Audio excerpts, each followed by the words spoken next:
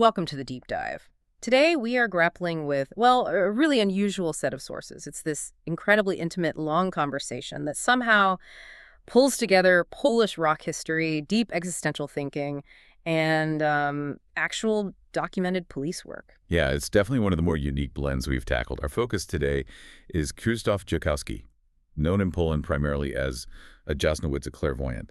Yeah. But our mission here is much more than just recounting stories. Right. We need to really synthesize his personal philosophy, which is often quite dark, actually his views on life, death, creativity, and at the same time look very closely at the documented evidence, the official letters, the requests from prosecutors, things that seem to back up his claims about helping solve some really brutal cases. And that tension, that's what makes it so fascinating, isn't it? The constant back and forth between the psychic stuff and the cold, hard facts. You have a guy who says he talks to the dead, but parts of the Polish justice system actually treat him like a witness. Exactly. So we need to be clear from the start. This isn't about sensationalism. It's about exploring this really grounded, but often profoundly sad way of looking at the world that seems to have been forged by, well, constant exposure to human tragedy. So to really get a handle on the work, we have to start with the man himself. And crucially, how he sees himself. Jackowski is really adamant about not defining himself by that label, clairvoyant, or even Jasnowidz. He says when he meets new people, he never uses that term. That feels really important. He pushes back against the label and focuses on, well, character and just simple living. He says things like, I like solitude, and he paints this picture of his private world, you know.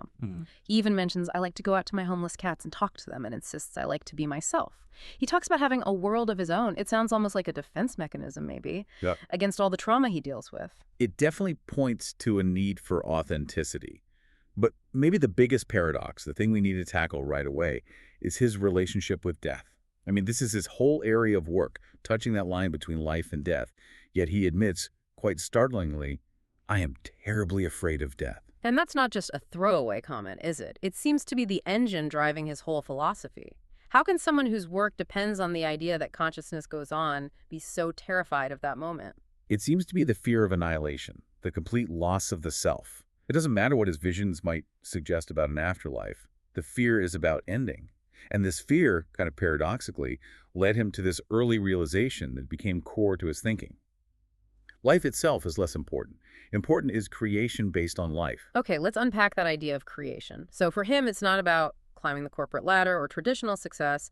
It's about this drive towards individuality. Exactly. He sees creation like writing poetry, painting, singing, whatever form it takes, as the soul's way of expressing its unique self. Trying to get free somehow? Precisely. He calls the physical body the ballast, this heavy weight holding us down, and creation is the attempt to kind of get liftoff, to prove there's more than just the physical stuff. And this leads right into his ideas about the self always changing, being ephemeral. Yeah, that's a pretty sobering take on identity. He talks about how memory changes the past, basically wipes out who we really were. He mentions writing his autobiography and realizing the kid in the early chapters was him, but then he shifts using Katarzyna Nosowska, the singer who interviewed him, as an example. Right. He says, the Katarzyna Nosowska who went to school carrying a satchel with her specific childhood dreams and fears, that person is effectively dead. She's gone, replaced by the person she is now. And that person is constantly changing too, being replaced by tomorrow's self. It's just this continuous state of flux and decay. It sounds almost Buddhist, that idea of constant change. He sums it up bluntly. All things pass away, and we pass away. The only real self is the one in this exact moment, and even that's vanishing. And this brings us to his central conflict with nature, the root of his existential fear. He sees it like this. If nature goes to all the trouble of creating this unique consciousness, this I, only to snatch it away at death, he calls that violence. A violation. He just refuses to accept that nothing comes after. And that refusal isn't just passive. He sets up this whole thought experiment, almost like a challenge to nothingness. He imagines this brilliant scientist totally committed to proving once and for all that death is the absolute end. Consciousness just stops. Yeah, and this scientist succeeds. He proves it, gets worldwide acclaim for finally debunking the afterlife myth. He's proud. Then he dies. And the instant he dies, he realizes he was wrong. He still exists. There's no end for him. And the sheer horror of that moment for the scientist realizing his life's work was wrong, that the violence he thought he'd proven wasn't real after all. That's the scenario Jackowski prefers over just ceasing to exist. It's his way of hoping for a victory, however ironic, over nature's perceived cruelty. Okay, so that philosophical foundation is really crucial context. But now let's pivot. Let's get into the cold, hard reality of his work and the actual documentation we have in the sources. How does someone whose early life was all about manual labor, not psychic phenomena, end up doing this? Well, the origin story he tells is really one of desperation, of seeking meaning. He talks about a factory job he had during tough economic times where he felt like he was just endlessly screwing 17 billion screws, just hard, anonymous, soul-crushing work. Yeah. He even took on extra work cleaning stairwells for cash, did it at night, secretly, because he felt a bit ashamed, but he did it so well people would praise the unknown cleaner. So a diligent worker but feeling purposeless. And the change came from something specific. A request, a very conscious spiritual plea for change. He went to this special spot he had, his willow tree by a lake that he'd saved as a kid, and he prayed. He basically asked God or the universe to change his life, give him some purpose beyond just being the guy remembered for screwing in 17 billion screws. And shortly after that. Shortly after the vision started. And that's key to why he sees it as a gift, an answer, not a curse. But that gift, that purpose, immediately came with this crushing moral weight. We see that most starkly in the Tryncza tragedy case. Right, let's get into that one because it really highlights the toll. This was a huge case in Poland, right? 3 girls, 1 underage, missing around New Year's in Podkarpacki. Total panic in the community. And Jackowski's vision was incredibly specific and grim. He saw entangled hands and feet suggesting multiple victims crammed together. He saw a small, confined space, a small car, probably a Seicento or Cinquecento, underwater near a bridge, off a dirt road by a river. He gave the police and the mother 2 specific points on a map. And then the weight of it hit him after sending that info. Yeah, he describes having to pull over his car, just paralyzed by the thought, did I needlessly kill 3 girls? He realized that if he was wrong, he just delivered this devastating false death sentence to their parents based on nothing tangible. He questioned his own sanity, asking himself, am I a psychopath? He felt like a hostage to his own vision. But it wasn't wrong. It wasn't wrong. The investigators followed up. People in the area noticed something subtle, some freshly torn up earth near the riverbank, like a car had gone off recently, and they found it. A small submerged car. Inside, 5 bodies. The 3 missing girls, plus 2 young men who'd apparently been drinking with them, right where he indicated. That accuracy, combined with the horror he felt, really cemented his understanding of what this gift entailed. Okay, moving to another major case, the Iwa Serafin disappearance. This one became a really long ordeal, didn't it? And it shows the friction with the media and sometimes the police, too. Iwa was a student, an only child who just vanished. Yes, and again, the initial vision was detailed and disturbing. He saw a red car, 2 young men involved. He specifically noted she was stabbed, but with something that wasn't a knife, a non-knife object.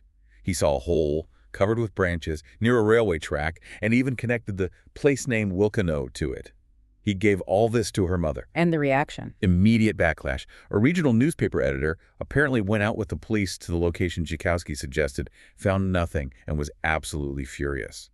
Jackowski recounts this editor calling him up, yelling, accusing him of writing nonsense and threatening to publicly ruin his reputation, to mix his name with mud. That must have been incredibly difficult. He says he was completely demoralized, crushed by the public attack. So much so that when Iwa's mother came back later, bringing some of her daughter's clothes for him to use, he was genuinely tempted to just back down, to retract the awful vision. To lie, basically. To lie. He thought about saying maybe she'd run away, joined a cult, something softer, just to spare the mother more pain and himself more public humiliation. But he didn't. He couldn't. He said the physical contact with the clothing, that sensory input, forced him back to the original brutal truth. He felt compelled to confirm the first vision, even knowing the media storm it might cause. And then silence for a long time. A very long time. 10 years. Then the resolution came via a newspaper headline, Super Express. The story broke. The killers were her colleagues. The murder weapon. A broken bottle, a non-knife object. And the body was found exactly as he described, in a ditch near a railway track in the Wilkino area. 10 years, waiting for that kind of awful vindication. And didn't the editor eventually? Yeah, the postscript is fascinating. Years later, long after the case was solved, that same editor who had attacked him apparently sent Jackowski an anonymous envelope containing a newspaper clipping from Gazeta Lubuska. The clipping was a retraction of his earlier criticism, a kind of silent, delayed admission that Jackowski had right all along. Wow. But beyond these dramatic cases, you mentioned documentation. This is where it moves from anecdote to something else entirely, right? Legal precedent, almost. Exactly. This is the real clincher. We're not just talking about thank you letters from families, though he has those. We're talking official, stamped documents from government bodies. Okay, let's be specific here. What kind of documents? He has letters of appreciation, confirming his successful help, from high-ranking police chiefs in places like Człuchów and Grodzisk Mazowiecki. Letters from mayors, like the mayor of Ruda Śląska. So, official acknowledgement from police and local government. Yes, but even more significantly, he possesses official documents from regional prosecutors' offices. Specifically mentioned are Subice and Lesko. These documents formally request his testimony as a witness in ongoing criminal investigations based on the information from his visions. That's huge. That means the state, the legal system itself, is acknowledging that information obtained this way is valuable enough, credible enough to be entered into the formal legal process. It establishes a kind of precedent for using this in investigations. It really does. And when you consider the statistics, police often solve maybe 40–60% of missing persons cases. But Jackowski claims his success rate for locating missing people or bodies is around 60–70%. It raises a massive question. If he's seemingly so effective, and it's documented legally, why isn't the broader scientific or legal world treating this as a serious phenomenon to study rather than just an awkward anomaly? And that really gets to the heart of what Jackowski calls the skeptic's dilemma. He makes a very clear distinction. He separates someone who uses reason to doubt from someone he calls, rather bluntly, an ignorant idiot. Okay, so what's the difference for him? A true skeptic, in his view, has an intellectual duty to engage with the evidence. You have to argue against the prosecutor's document. You have to explain away how the body ended up exactly where he said it would be, despite the initial searches finding nothing. The idiot skeptic, on the other hand, just dismisses it out of hand, says that's impossible, it doesn't exist, simply because it doesn't fit their pre-existing beliefs, regardless of the facts presented. And he thinks this dismissal is why the scientific community largely ignores the documented proof. That's his argument. He thinks the evidence forces an uncomfortable choice. Either Jackowski is somehow a brilliant, undetectable serial killer who just happens to know where all these bodies are hidden across Poland over decades. Which seems unlikely. Highly unlikely. Or what he does is somehow real. Neither of those fits the easy narrative of just dismissing him as a simple charlatan or lucky guesser. So it's easier for established science to just ignore the problematic evidence. But doing this work, constantly dealing with these horrific cases, it must take an unbelievable toll. Oh, absolutely.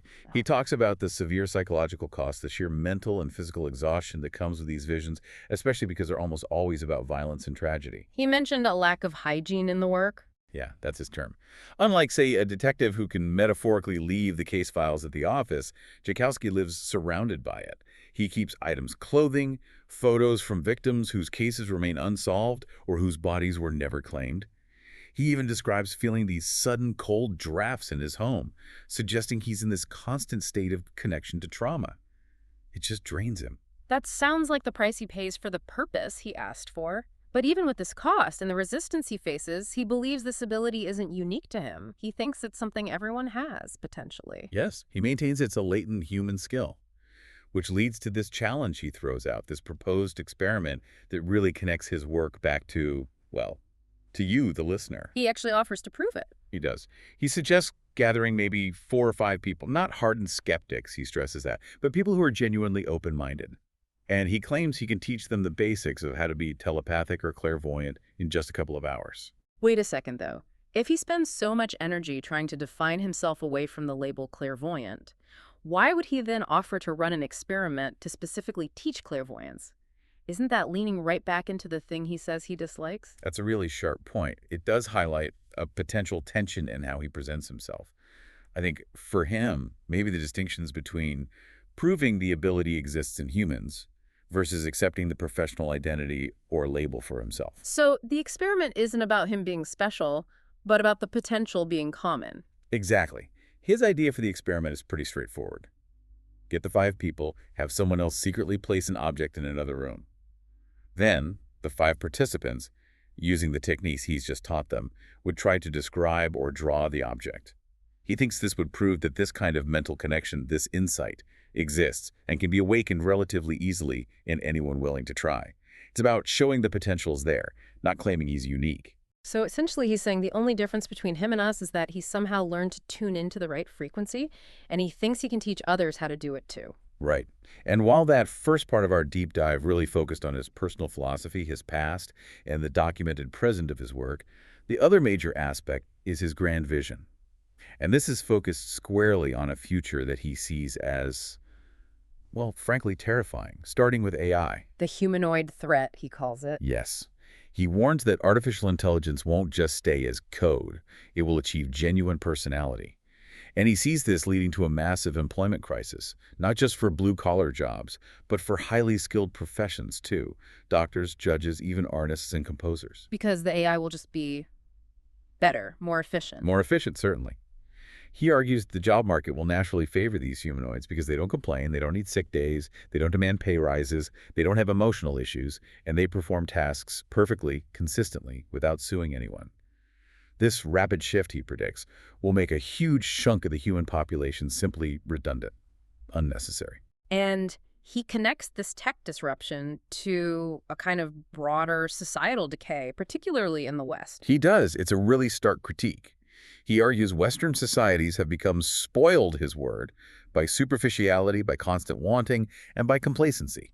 He points to economies increasingly relying on what he calls fictitious taxes. Like taxes on rain or sidewalk shade. Are those real examples he gives? Those are the kinds of absurd examples he uses to illustrate his point that the West is focusing on these artificial revenue streams instead of actual industrial production, real-world value creation. This reliance on debt and made-up taxes, he argues, makes the whole system incredibly fragile. And this fragility, this imbalance, leads where? To an unavoidable collapse, in his view.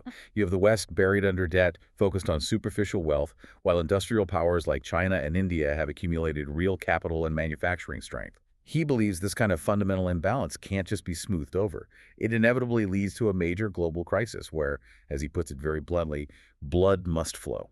That's grim, and his conclusion from that is? Even grimmer. He concludes that a large human population simply becomes too expensive and unnecessary in a world where AI can do most things more efficiently. Therefore, he reasons, some form of depopulation becomes, in this worldview, almost a logical necessity. He estimates the global population might need to be reduced by 20%, maybe more. Wow.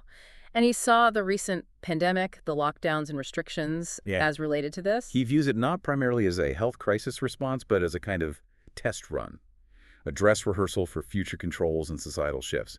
He points back to a prediction he made in 2019, saying that 2020 would mark the end of normalcy as we knew it. And the restrictions themselves, the masks, the rules, he saw those as a test of something specific. Compliance and vigilance, or rather the lack thereof. He argues that many of the rules were arbitrary, even nonsensical, and that their real purpose was to gauge how readily people would obey, how easily they'd give up critical thinking. He used an anecdote about masks, right? Yeah, a very vivid one. Watching a couple on a warm day walk up to a restaurant, stop right at the door, put on their masks, probably use ones from their pockets, walk maybe 2 steps inside to their table, and immediately take them off again to look at the menu. He saw those small, seemingly absurd acts as proof that people were willing to trade logic and freedom for the mere appearance of safety or conformity. Humanity failed the test, in his eyes. And connecting the societal weakness to geopolitics. He had visions about war, too. Yes, he mentioned a pre-pandemic vision. Shortly before a great war, people in Poland and Europe will be afraid to breathe.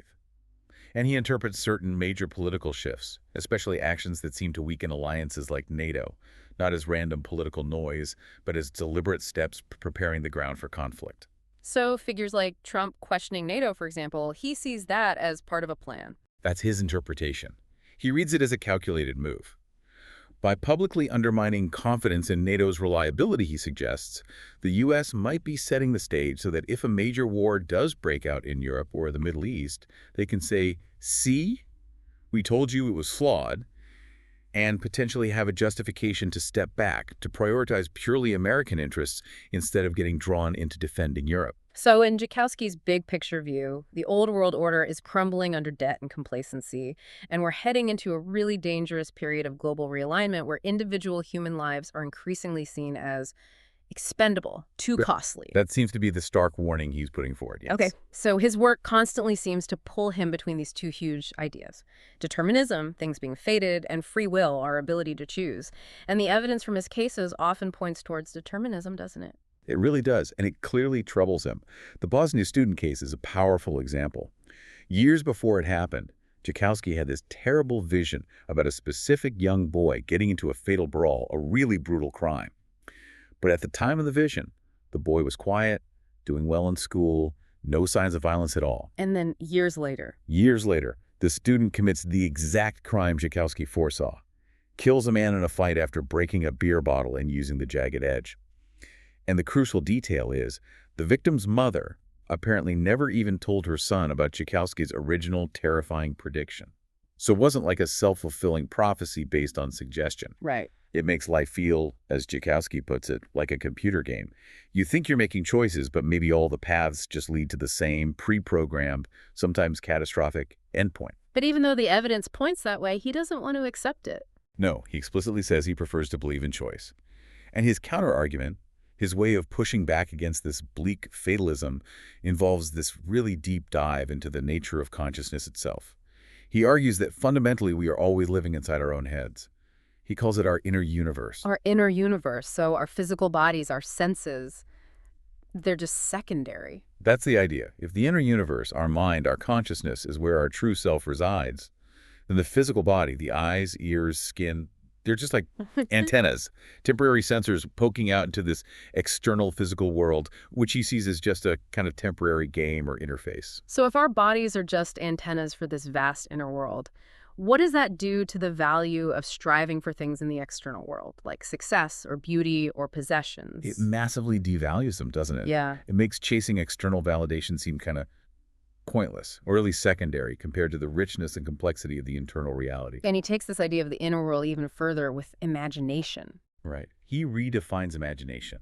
It's not just making things up, not fantasy. He calls it wiglod, which translates roughly as insight or insight, a direct perception of this deeper subjective reality. And this inner world, he insists, is the only place truly untouched by the superficial things he dislikes, payment cards, social media, masks. It's the sovereign territory of the self. And this focus on the internal has moral implications too. Huge ones.